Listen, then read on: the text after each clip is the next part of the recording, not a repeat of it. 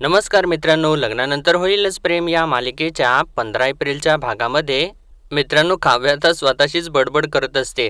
काव्या देशमुख, तुम्ही अभ्याससुद्धा करता आणि तितकाच पसारासुद्धा करून ठेवता. काय करायचं तुझं काव्या?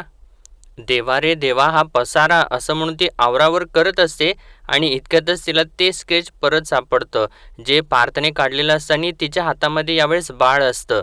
आणि इतक्यातच मित्रांनो रम्या तिथं टपकते आणि ते स्केच बघून म्हणते, अरे वा, खूप छान स्केच काढलंय ना पार्थने तुझं आणि तुझ्या होणाऱ्या बाळाचं.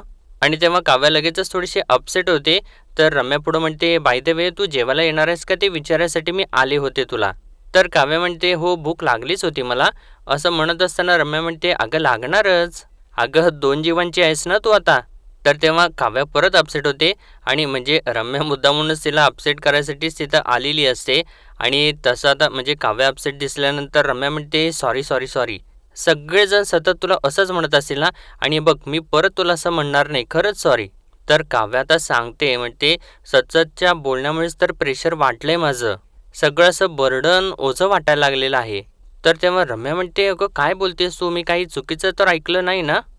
तेव्हा काव्या म्हणते, नाही तू काहीसुद्धा चुकीचं ऐकलेलं नाही आहेस. तर रम्या म्हणते, अगं तू आता बर्डन म्हणालीस ना. तर काव्या म्हणते, हो तू बरोबरच ऐकलेलं आहेस. हे बघ रम्या तुला सांगू का, म्हणजे काव्या म्हणते आता तिला सांगू लागते, हे बघ रम्या तुला सांगू का, मला ना अगं लहान मुलं वगैरे आवडतात. पण अगं तुझी मैत्रीण आहे ना ती रश्मी, ती म्हणाली तसं टायमिंग काय आहे ना, टायमिंग जर चुकलं ना की मग पुढे सगळंच चुकतं अगं. आणि रम्याला जे काही पाहिजे असतं तिच्या मनामध्ये, तिला जे काही रोवायचं असतं ते बरोबर सक्सेस झालेलं आता तिला दिसतं. आणि आता रम्या तिला म्हणते, तुला एक सांगू का मी, म्हणजे रश्मीचं बोलणं ऐकल्यापासून मलाही असंच वाटतंय की तुझं आणि पार्थचं बाळ तू आय एस झाल्यानंतर या जगामध्ये यायला हवं, आत्ता नाही. म्हणजे बघ ना गं, आयुष्यामध्ये करण्यासारखं किती काय काय आहे तुझ्या पुढे. मेन तर करिअर आहे. आणि करिअर आपल्याकडून किती वेगवेगळ्या गोष्टी मागत असतं अगं. म्हणजे धडाडी, कन्सिस्टन्सी, आणि म्हणजे असं झोकून देऊन काम केलं ना तर करिअर घडतं, नाहीतर नुसतेच हाऊसमौज. आणि असं मी नाही अगं, मगाशी रश्मी नाही नाही का म्हणत होती, ते पटलं ना मला, म्हणूनच मी सांगते. आणि तुला आठवतंय का त्या दिवशी तू आणि पार्थ हॉस्पिटलला गेला होतास, मी आणि विजय भेटलो होतो तुम्हाला पार्किंगमध्ये. आणि तेव्हा खरं तर ना मीच त्याला प्रश्न विचारलेला होता की विजय तुला लहान मुलं आवडतात का. पण तुझी ही अवस्था बघून मी हे ठरवलंय की मी आता बाळांचा विषय म्हणजे विषयच काढणार नाहीये. तर तेव्हा त्या काव्या म्हणते, नाही तू काय बोलतेस ना ते मला कळतंय ग रम्या, पण मी काय करावं ना तेच मला कळत नाहीये. तेव्हा रम्या म्हणते, पण आता मी तरी काय सांगू ना या विषयावरती, ते पण तुला. पण एक मात्र सांगू शकते की पूर्वीची जर काव्या असती ना तर ना तुकडा पाडून मोकळी झाली असती. बघ म्हणजे बाळ जर नको असेल तर निर्णय घेऊन टाक. आणि म्हणते, हो अगं फार अवघड नसतं आजकाल हे सगळं. म्हणजे कोणी जरी तुझ्या पाठीशी उभं राहिलं नाही ना, अगदी पार्थसुद्धा, तरीसुद्धा मी तुझ्या पाठीशी उभी राहीन. असं मित्रांनो एकदम धक्कादायक वाक्य ती करून टाकते. आणि काव्याच्या मनात जे काही नको असतं तेच बरोबर भरून टाकते. आणि तिच्या मनामध्ये हे सगळं काही भरून झाल्यानंतर आता ती तिथून सटकायचा प्रयत्न करते. म्हणते, मी ताटं वाढायला घेते हां, असं सांगून ती आता तिथून निघून जाते. तर इकडे मित्रांनो आता जीवा आणि नंदिनी बसलेले असतात आणि त्यांचा अजून तोच विषय चालू असतो, म्हणजे वेदांत हरवलेला असतो ना त्याबद्दलचा विषय चालू असतो. आणि नंदिनी म्हणत असते, वेदांत लवकर सापडायला हवा. आणि राहून राहून ना मला त्या रडणाऱ्या नयनाचा चेहरा समोर येतो. तर तेव्हा जेव्हा म्हणतो, कसं आहे ना, आपण आपल्याच प्रॉब्लेममध्ये मशगूल असतो. कालपर्यंत आपल्याला ना आपलं दुःख मोठं वाटत होतं, आपण ते दुःख ना कुरवाळत बसलो होतो. पण आज कळतंय इतरांच्याही आयुष्यामध्ये डोंगरा एवढं दुःख आहे. आणि फक्त इतरांच्या आयुष्यामध्ये नाही तर या जगात काय काय होत असतं. आणि मुंबईसारख्या शहरात एक म्हातारी बाई अत्तराचा सुगंध देऊन बेशुद्ध करून किडनॅप करतेय. सिरियसली. बरं, आपण ज्यांची मुलं किडनॅप करतोय त्यांच्या आईवडिलांचं काय होत असेल याचा जराही विचार करत नाहीत. इतकी इन्सेन्सिटिव्ह झाली आहेत माणसं. आपलं मूल कुठं असेल, काय करत असेल, ते सेफ असेल ना, अक्षरशः या विचाराने झोप उडाली असेल त्या आईवडिलांची. असं तो एकदम स्वतःला त्रास करून घेऊन बोलत असतो, पोट तिडकीने बोलत असतो. तर नंदिनी म्हणते, तुम्ही काळजी नका करू जीवा, आपण वेदांतला नक्कीच शोधून काढूयात. तर जीवा म्हणतो, पण ती बाई जी दिसते ना त्यापेक्षा खूपच हुशार वाटते, दिवसा ढवळ्या किडनॅपिंग करते, म्हणजे ना नक्कीच तिची ना टीम असणार आहे, नाहीतर ना तिने आजूबाजूच्या माणसांना मॅनेजसुद्धा केलं असणार आहे. तर नंदिनी म्हणते, हो असू शकतं, पण जेव्हा कुठलाही गुन्हा परफेक्ट नसतो, गुन्हेगार स्वतःला किती सुद्धा हुशार समजत असला तरी सुद्धा तो गुन्हे करताना कुठे ना कुठेतरी घाई करत असतो, पटकन उरकण्याच्या मागे असतो आणि घाईघाईमध्ये कायम चुका या होतातच. कुठला ना कुठला तरी धागा हा मागे राहतोच. तो सुटलेला धागा पकडता आला पाहिजे, म्हणजे त्याला धरून आपल्याला बरोबर पुढे जाता येईल. तर जेव्हा म्हणतो आपण नक्कीच पुढे जाऊ, आणि तसंही याआधी आपण वसुहत्याचा गुन्हा शोधून काढलायच की, त्यामुळे आपली नेट प्रॅक्टिस झालेलीच आहे. आणि मी काय म्हणतोय, आपण एक काम करूया, आपण लाईन बाय लाईन सगळं काही नोट डाऊन करूयात, आणि जर सिक्वेन्स समोर असेल तर आपल्याला बारकाईने चर्चा करता येईल. आणि त्यानंतर लगेचच वही पेन घेतो आणि म्हणतो बस. आणि ज्यावेळेस तो पहिलं पान उघडतो तर त्याच्यावरती लिहिलेलं असतं ते जीवाने की आम्ही आई बाबा होणार, आणि ते दिसल्यानंतर नंदिनी थोडंसं म्हणते ठीक आहे ठीक आहे, पुढचं पान घेताय ना. तर जेव्हा आता दुसरं पान घेतो आणि आता नंदिनी सांगू लागते, पॉईंट नंबर 1, सगळ्यात आधी नैनाने कामावरती जाताना वेदांतला यशस्वी पाळणाघरामध्ये सोडलं. आणि त्यानंतर म्हणते पॉईंट 2, कामावरून सुटल्यानंतर नैना वेदांतला पाळणाघरात घेण्यासाठी म्हणून गेली आणि तिथून ते दोघेसुद्धा बाहेर पडले. आणि त्यानंतर म्हणते पॉईंट 3, ते दोघेसुद्धा पाळणाघरामधून बाहेर पडले आणि त्यांना ती अत्तर विकणारी बाई भेटली. तर तेव्हा जेव्हा आता म्हणजे ते लिहित असताना म्हणतो, नेमकं कुठं नेलं असेल त्या बाईने वेदांतला. काय पाळणाघराचा बाहेरचा जो रस्ता आहे 4 भागांच्या मध्ये डिवायडेड आहे. नक्की कोणत्या रस्त्याने त्याला घेऊन गेली असेल हे शोधणं कठीण आहे. तर तेव्हा नंदिनी म्हणते, नाही जीवा, 1 मिनिट, काहीतरी आपल्या हातून सुटतंय.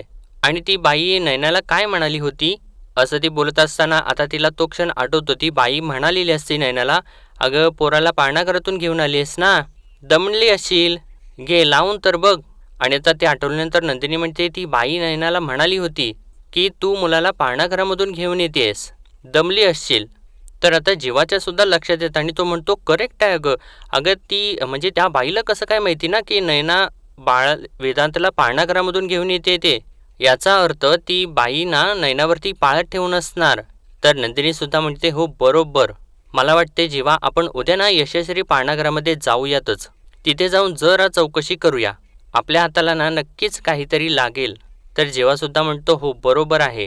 तर नेमका आता इकडे मित्रांनो वसू आणि रम्याचा सीन त्यांनी दाखवलेला आहे. वसू काहीतरी करत बसलेली असते, तर तेव्हा रम्या तिला विचारते, अगं काय पसारा काढून ठेवलायस.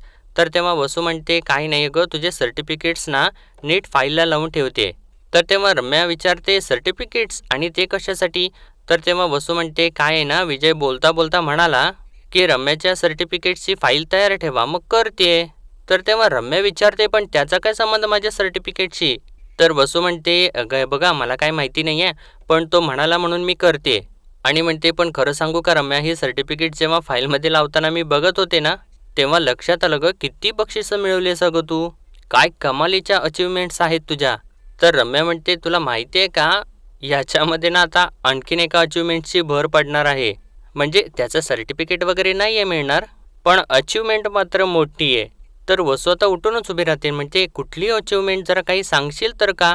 तर रम्या तर सांगते, काव्याने फायनली माझ्यासमोर हे कबूल केलंय की तिला या बाळाचं ओझं होतंय. आणि असं तिने सांगितल्यानंतर वसूला तर खूप मोठा धक्का बसतो, म्हणजे आनंदी धक्का बसलेला असतो. आणि ती सुद्धा खुश होते आता आणि म्हणते, अगं काय सांगतेस, खरंच असं म्हणाली का ती. तर तेव्हा रम्या म्हणते, अगं ऑब्व्हियसली, तुला काय वाटलं, अगं कोण आहे मी, रम्या शितोडे. अगं ज्या गोष्टीसाठी मी तिला इतके दिवस गुंडाळलं होतं ती गोष्ट शेवटच्या टप्प्यावरती आली आहे. आणि आली आहे म्हणजे अगं मी आणली आहे असं समज. तर वसू आता तिचं खूपच कौतुक करू लागते. म्हणजे अगं काव्यासारख्या हुशार मुलीला घोळात घेतलंस, म्हणजे खरंच कौतुक करण्यासारखं आहे. पण काय म्हणजे म्हणाली काय ती, केलंस तू कसं काय हे सगळं काही. तर तेव्हा रम्या म्हणते, बघ मी तिला इतकंच म्हणाले की बघ बाई, विचार कर आणि निर्णय घेऊन टाक. आणि आजच्या काळात काही अवघड नसतं हे ॲबॉर्शन वगैरे. आणि असं तिने सांगितल्यानंतर या दोघेसुद्धा मोठमोठ्याने हसू लागतात मित्रांनो. आणि वसू आता हसत हसत विचारते, आणि ती लगेच तयार झाली का. तर रम्या म्हणते, नाही, तयार झाली आहे का नाही हे कळेलच आता आपल्याला. हां, पण ती या नोटवरती आलेली आहे की मला जे हवं आहे तेच ती ठरवेल. म्हणजे तेवढं बोलले मी तिला असं व्यवस्थित समजावून. तर तेव्हा वसू म्हणते, नाही, त्यांच्या लग्नापासून तुझी जी काही क्लीन इमेज त्यांच्यासमोर ठेवलेली आहेस ते बघता मला असं वाटते की काव्य तुझं नक्कीच ऐकेल. तर रम्या परत म्हणते, हो ऐकलंच पाहिजे अगं, असं म्हणून परत या दोघी मोठमोठ्याने हसू लागतात. आणि रम्या पुढं म्हणते, एकदा का तिने माझं ऐकलं आणि हे बाळ ॲबॉर्ट केलं ना, तर मग काव्यार्थ संपलंच म्हणून समज. आणि माझं गट फिलिंग मला सांगतंय आई, की आजचा दिवस संपायच्या आत काव्या स्वतः माझ्याकडे येईल आणि मला वाटते की आपण हॉस्पिटलला जाऊन हे बाळ ॲबॉर्ट करूयात. आणि रम्या, तू येशील का माझ्यासोबत हॉस्पिटलला? तर वसू परत तिला विचारते, मग तू जाशील का?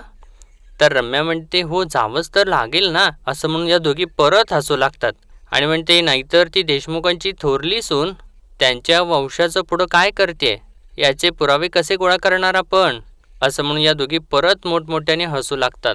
आणि त्यानंतर मित्रांनो, आता इकडे जीवा आणि नंदिनी जे दोघे असतात ते यशस्वी पाळणाघरामध्ये पोहोचतात आणि तेव्हा त्या बाईला विचारतात, येऊ का आत? तर तेव्हा ती म्हणते, हो हो या ना आतमध्ये. आणि तेव्हा तिथं मुलंसुद्धा असतात. तर ती बाई त्यांना म्हणते, मुलांनो जा जरा बाहेर जाऊन खेळा. आणि तेव्हा ती लहान छोटी छोटी मुलं सगळे लगेच जाऊन बाहेर खेळायला जातात. आणि तेव्हा जीवा आणि नंदिनी बसतात. तर तेव्हा ती बाई विचारते, तुम्ही चहा घेणार का कॉफी? तर तेव्हा जीवा म्हणतो, नाही नाही काही नको. तर तेव्हा ती बाई लगेचच विचारते त्या दोघांना, तुम्ही दोघं वर्किंग आहात का? म्हणजे तिला असं वाटत असतं की जीवा आणि नंदिनी आपलं बाळ वगैरे तिथं ठेवायसाठी आलेले असतात. तर तेव्हा जीवा आणि नंदिनी काही बोलत नाहीत. तर ती बाई म्हणते, नाही ते वाटलंच मला, म्हणजे घरी तुम्ही दोघंच असता का? आणि परत ती एकामागोमाग एक प्रश्न विचारत असते की बाळ किती वर्षाचं आहे तुमचं? तेव्हा नंदिनी आता तिला थांबवते आणि म्हणते, नाही नाही मॅडम, तुमचा काहीतरी गैरसमज होतोय. आम्हाला बाळ पाळणाघरामध्ये टाकायचं नाही आहे. थोडी माहिती हवी होती म्हणून आम्ही इथे आलोय. तर तेव्हा ती बाई विचारते, आता कसली माहिती? तर तेव्हा जीवा सांगतो, आता आमची एक मैत्रीण आहे नैना, तिचा मुलगा तुमच्या पाळणाघरात होता. परवा इथून गेल्यानंतर तो, असं जीवा म्हणत असताना ती बाई म्हणते, तो किडनॅप झाला, राईट? आणि याचबद्दल माहिती हवी असेल ना तुम्हाला? आणि ती आता वैतागतेच, म्हणते 2 दिवसांपासून तुमच्यासारख्याच बऱ्याच जणांनी प्रश्न विचारून विचारून डोकं खाल्लंय. आणि रागारागात विचारते, कोण आहात तुम्ही, पोलीस की रिपोर्टर? तर तेव्हा जीवा सांगतो, नाही नाही आम्ही यांच्यापैकी कोणीसुद्धा नाही. तर तेव्हा ती बाई म्हणते, मग कुठल्या बेसवरती तुम्ही चौकशी करताय? तर तेव्हा नंदिनी म्हणते, एक एक मिनिट मॅडम, पण सॉरी तुम्ही इतकं चिडताय कशासाठी? हे बघा, नैना आमच्यासाठी अगदी घरच्यासारखी आहे आणि तिच्या बाळाला किडनॅप केले हो. टेन्शनमध्ये आहे ती खूप. बरं, ज्या बाईने तिला त्या बाळाला किडनॅप केले तिने समोरून विचारलं की काय ग, मुलाला पाळणाघरातून घेऊन आलीस ना, दमली असशील, आणि मला सांगा या सगळ्याचा काय अर्थ होतो? तर तेव्हा ती बाई म्हणते, नाही काहीच अर्थ होत नाही. तर तेव्हा नंदिनी म्हणते, या सगळ्याचा अर्थ एकच होतो की वेदांत आणि नैना या दोघांच्यावरती ती बाई लक्ष ठेवून होती. अहो मॅडम, आम्ही फक्त चौकशी करतोय. मला फक्त एवढंच विचारायचं होतं की तुम्हाला त्या दिवशी काही संशयास्पद आढळलं का? किंवा अशी कोणी व्यक्ती की जी वेदांतची चौकशी करण्यासाठी तुमच्याकडे आली होती? आणखी एक म्हणजे तुम्हाला इथेच कोणावरती संशय वगैरे? असं नंदिनी सगळे काही प्रश्न विचारत असे. तर तेव्हा ती बाई नंदिनीला मध्येच थांबवते आणि म्हणते, ओ हॅलो, तुम्ही आमच्याच पाळणाघरामध्ये येऊन आमच्यावरतीच आरोप करताय? आणि असं तिने म्हटल्यानंतर या दोघांना धक्काच बसतो. तर जेव्हा म्हणतो, नाही नाही नाही, एक मिनिट, तुम्ही मिसअंडरस्टँड करताय. आम्ही तुमच्यावरती अजिबातच आरोप करत नाही आहोत. तर तेव्हा ती बाई म्हणते, आरोपच करताय तुम्ही. आमचा या किडनॅपिंगशी काहीही संबंध नाही आहे. आमचं काम आहे आईवडिलांच्याकडून मूल घेणं आणि ते आल्यानंतर त्यांना ते परत देणं. इथून मूल गेल्यानंतर आमची जबाबदारी संपते. मग बाहेर ते मूल मरो नाही तर काहीही करो, असं ती विचित्रच बोलते मित्रांनो. आणि पुढं सांगते, आम्हाला त्याच्याशी काहीही घेणं देणं नाही. तर नंदिनी आता जाम चिडते आणि जीवासुद्धा खूप चिडलेला असतो. आणि नंदिनी म्हणते, एक मिनिट, हे काय बोलताय तुम्ही? काय समजता काय तुम्ही स्वतःला? कोण आहात तुम्ही आणि ही कसली भाषा वापरताय? मूल मरो नाही तर काहीतरी करो, याच्याशी तुम्हाला काहीही देणं घेणं नाही. हे बघा, तुमच्या लेकी तुमचं काम मूल ठेवून घेणं इतकंच असेल, पण एखाद्या आईला आपलं मूल दुसऱ्याकडे सोपवताना किती त्रास होतो हे फक्त त्या आईलाच माहिती आहे. साधी कल्पनासुद्धा करता येणार नाही तुम्हाला. कधीतरी तिच्या नजरेमध्ये पाहिलंय आपलं मूल काही तासांच्यासाठी दुसऱ्याकडं सोपवणं? याचं गिल्ट असतं तिच्या नजरेत. आणि ज्या पाळणाघरात तिने त्या बाळाला ठेवलंय त्या पाळणाघरावरती पूर्ण विश्वास असतो त्या माऊलीला. ती कामावरती गेल्यानंतर ते पाळणाघरच तिची आई असतं. बरं, एवढ्यावरच ती बाई निर्धास्त असते असं काही नाही. कामावरून सुटल्यानंतर कधी एकदा त्या बाळाला जवळ घेते याची हुरहुर लागलेली असते त्या आईला. फक्त एवढंच नाही, आपलं बाळ ज्या जमिनीवरून चालतंय ती जमीन 50 वेळा पडता येते ती आई. त्यावर कुठला खडा तर नाही ना जेणेकरून माझ्या बाळाला इजा होणार नाही? आणि तुम्ही इतक्या इनसेन्सिटिव्ह कशा काय असू शकता? मी सुद्धा पाळणाघरातच लहानाची मोठी झालेली आहे. मला प्रचंड आदर आहे पाळणाघरांच्याबद्दल. पण तुमच्यासारखी जर माणसं असं बोलत राहिली तर मग उद्या पाळणाघरामध्ये मुलांच्या हसण्याचे आवाज येणार नाहीत, तर भयान शांतता असेल तिथे. आणि असं ती मित्रांनो आता रागारागात सगळं काही बोलत असते आणि इतक्यातच अजून एक बाई तिथं आत येऊ का असं विचारते. म्हणजे ती बहुतेक तिच्या बाळाला तिथे पाळणाघरामध्ये ठेवायसाठी आलेली असते. आणि तिने असं आत येऊ का विचारल्यानंतर ती बाई लगेचच म्हणते, हो या ना. आणि लगेचच या दोघांना म्हणते, या तुम्ही आता. म्हणजे रागारागातच ती बोलते. तर तेव्हा ती आलेली बाई जी असते ती विचारते, 5 वर्षाच्या मुलाला तुम्ही पाळणाघरामध्ये ठेवून घेता का? तर तेव्हा ही बाई पाळणाघरवाली जी बाई असते ती म्हणते, हो घेतो ना. आणि या दोघांना परत म्हणते जीवा आणि नंदिनीला, या तुम्ही आता. तर तेव्हा आता जेव्हा नंदिनीला इशारा करतो आणि हे दोघे सुद्धा आता तिथून उठतात आणि तिथून निघून ते बाहेर जातात. आणि तेव्हा ती बाई लगेचच आता जीवा आणि नंदिनीच्या जागेवरती बसते. आणि इकडे बाहेर जात असताना नंदिनी जीवाला म्हणते, थांबा जीवा, मला तर ना या मुलीवरती सुद्धा संशय आहे. तर इकडे आता ही पाळणाघरवाली जी असते ती आता त्या बाईला विचारू लागते, तुम्ही वर्किंग आहात का? तर तेव्हा ती बाई सांगते, हो मी इथे बिस्किटचा कारखाना आहे ना तिथे मी कामाला आहे. तर तेव्हा ती पाळणाघरवाली विचारते, मग याआधी तुम्ही कधी मुलाला पाळणाघरामध्ये ठेवलंय का? तर तेव्हा ती बाई सांगते, हो तर माझं मूल चंदन पाळणाघरामध्ये 2 महिने होतं, पण आता ती जागा बदलते मी. तर तेव्हा ती पाळणाघरवाली विचारते का? तर तेव्हा ही बाई सांगते, अहो मागच्या आठवड्यात तिथे एका मुलाचं अपहरण झालं, पण मला रिस्क नाही घ्यायची आहे. पण इथं माझं मूल सुरक्षित राहील ना? आणि असं ती विचारत असते. तर मित्रांनो ही पाळणाघरवाली सांगते, 100% आम्ही इथे येणाऱ्या प्रत्येक मुलाची जबाबदारी त्याची आई असल्यासारखं घेतो. आणि हे सगळं ऐकत असताना नंदिनी आणि जीवाला मात्र धक्काच बसत असतो. कारण आत्ता तर ही बाई वेगळंच काहीतरी बोलत असते आणि आता या बाईला सांगत असताना काहीतरी वेगळंच बोलत असते. पण आता जीवाने नंदिनी ते त्रास होत असतो तरीसुद्धा आता ते तिथून निघून जातात. आणि मित्रांनो आता इकडे घरामध्ये काव्य तर एकटीच रडत बसलेली असते. आणि ज्यावेळेस आता पार्थ येतो आणि तो काव्याला बघतो आणि विचारतो, काय झालं, असं का बसलायत तुम्ही? तर तेव्हा आता काव्य आपलं थोडंसं तोंड फिरवते. तर आता पार्थ तिचं तोंड आपल्या दिशेने वळवतो आणि ज्यावेळेस बघतो तिच्या डोळ्यामध्ये पाणी आलेलं असतं तर त्याला धक्काच बसतो. आणि तो लगेचच तिच्या जवळ बसतो आणि विचारतो, काव्या काय झालं, का रडताय तुम्ही? तर तेव्हा काव्य तर आता जास्तच रडू लागते. तर पार्थ तिला विचारत असतो, काय झाले काव्या, सांगाल का मला काय झाले?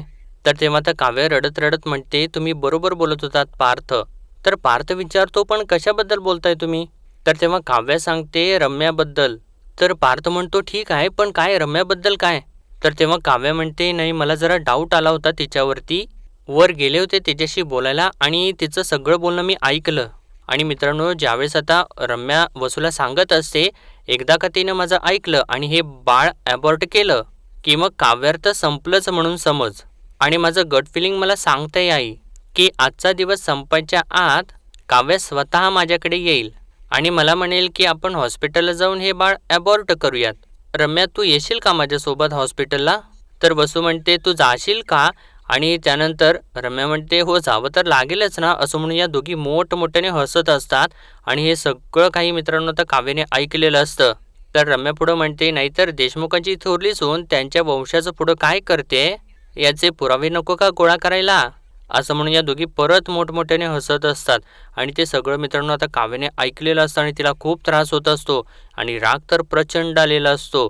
तर आता ते सगळं आता काव्या पार्थला सांगते. तर तेव्हा पार्थला सुद्धा धक्का बसतो आणि तो एकदमच जाऊन काव्याला आपल्या जवळ घेतो आणि तो म्हणतो, मी तुम्हाला आणि बाळाला काही सुद्धा होऊन देणार नाही. आणि म्हणतो, तरी मी तुम्हाला सांगत होतो ना, रम्यावरती विश्वास ठेवू नका. पण तिने जे काही माइंड गेम केली आहे ना, तुम्ही विश्वास ठेवलात तिच्यावरती. तर आता काव्य आपले कानच पकडते पार्थच्या समोर. तर आता पार्थ तिचे हात खाली घेतो आणि परत तिला आपल्या जवळ घेतो आणि तिला शांत करू लागतो, तिला सावरू लागतो. तर काव्य म्हणते, पार्थ काल काव्याची रम्याची एक मैत्रीण सुद्धा आली होती घरी. इनफॅक्ट रम्याने तिला मुद्दामून घरी आणलं होतं आता असं मला वाटतंय. आणि तिला पण म्हणे IAS व्हायचं होतं, पण लग्न झालं, मूल झालं म्हणून तिचं करिअर मागे पडलं असं तिने मला सांगितलं होतं. आणि ती रम्याची मैत्रीण सुद्धा मला हेच सांगायचा प्रयत्न करत होती की मूल झालं की करिअर मागे पडतं आणि जर तुम्हाला करिअर करायचं असेल तर तुम्ही आई व्हायची स्वप्न बघू नये. आणि म्हणते, आत्ता मला कळतंय पार्थ की हा रम्याच्या गेम प्लॅनचा एक भाग होता. तर पार्थ इतका रागाला येतो हे सगळं काही ऐकल्यानंतर म्हणतो की मी आत्ता रम्याला जाऊन सांगणार आहे की तुम्ही दोघीही इथून चालत्या व्हा. असं म्हणून तो रागारागात चाललेला असतो तर काव्या तर त्याला थांबवते आणि विचारते, पार्थ पण तुम्ही कारण काय सांगणार आहे? रम्या असं सुद्धा पुरावे गोळा करणारच होती ना माझ्या विरोधात, आणि म्हणते करू देत तिला पुरावे गोळा, जे काही तिच्या हाती लागायचं असेल ते लागू देत. आणि आता रम्याचं काय करायचं आहे ना हे तुम्ही नाही बघणार पार्थ, आता ही काव्या पार्थ देशमुख बघेल. तर तेव्हा पार्थ आता खुश होतो आणि म्हणतो आता तुम्हाला कळलंय, I am proud of you Kavya. आणि म्हणतो आत्तापर्यंत तिने तुमचा वापर केला, आता तिला दाखवून द्या जुनी काव्या काय करू शकते. तर तेव्हा काव्या म्हणते हो दाखवेन ना, नक्कीच दाखवेन, पण या सगळ्यात ना मला माझ्या बोक्याची साथ हवी आहे. तर तेव्हा पार्थ म्हणतो आणि या माझ्या मांजरीला या बोक्याची साथ कायमच असणार हे माहिती आहे तुम्हाला. असं म्हणून तिला परत आपल्या जवळ घेतो. आणि मित्रांनो आजचा भाग इथेच संपतो आणि पुढील भागामध्ये आपण पाहणार आहोत. आता मित्रांनो गुरुजी आलेले असतात घरी आणि तेव्हा मानिनी आता गुरुजींना प्रश्न विचारते, जीवानंदिनी खरंच मनापासून प्रयत्न करतायत, मग त्यांना यश का मिळत नाहीये गुरुजी? तर गुरुजी सांगतात ज्यांना उशिरा मिळतं त्यांना धीर धरवत नाही आणि ज्यांना लवकर मिळतं त्यांना ते सांभाळता येत नाही. आणि असं त्यांनी कोड्यात बोलल्यानंतर या सगळ्यांना प्रश्नच पडतो. तर त्यानंतर आता नंदिनी जी असते ती काव्याकडे जाते आणि तिला म्हणते, म्हणजे त्या दोघींचं बोलणं चालू असतं, रम्या चुकीचीच आहे पण तू तरी कुठे बरोबर वागतीयेस, असं तिने म्हटल्यानंतर काव्याला थोडासा धक्का बसतो. तर इकडे मित्रांनो त्यानंतर गुरुजी आता वसू आणि रम्याच्या खोलीमध्ये जातात. तर तेव्हा वसू गुरुजींना प्रश्न विचारते, काव्याला बाळ होणार आहे ना? तर तेव्हा गुरुजी सांगतात, रागारागात बोलतात, हो तिला बाळ होणार आहे, मला तिच्या हातामध्ये बाळ दिसतंय. आणि असं त्यांनी म्हटल्यानंतर रम्याला तर धक्काच बसतो आणि ती म्हणते काय गुरुजी काय बोलताय तुम्ही हे? तर मित्रांनो आजच्या पुरतं एवढंच आणि भेटूया परत उद्याच्या भागामध्ये. तोपर्यंत आपल्या व्हिडिओला लाईक शेअर आणि सबस्क्राईब नक्कीच करा. धन्यवाद.